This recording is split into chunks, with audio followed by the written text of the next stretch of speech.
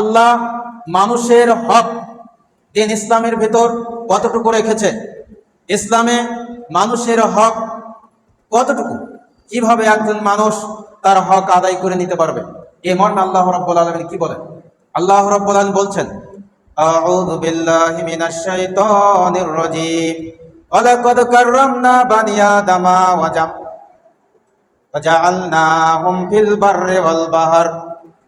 আমি আদম সন্তানকে পৃথিবীতে স্থলে এবং জলে চলার শক্তি প্রদান করেছি। ওয়ারাযাকনাহুম মিন তাইয়্যিবাত, এবং পৃথিবীতে যত হালাল রিজিক রয়েছে আমি আদম সন্তানদের জন্য নির্ধারণ করে দিয়েছি। ওয়াফাজ্জালনা আলা কাসীরিম মিম্মা খালাকনা তাফযীলা, এবং পৃথিবীতে আমি যত সৃষ্টিজীব আমি সৃষ্টি করেছি তাদের উপরে মানুষকে প্রাধান্যতা দান করেছি, মানুষকে প্রাধান্য দিয়েছি।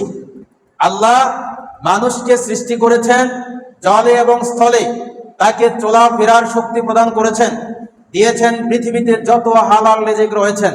আল্লাহ আরো বলেছেন, পৃথিবীতে আমি যত মাখলুক সৃষ্টি করেছি সকল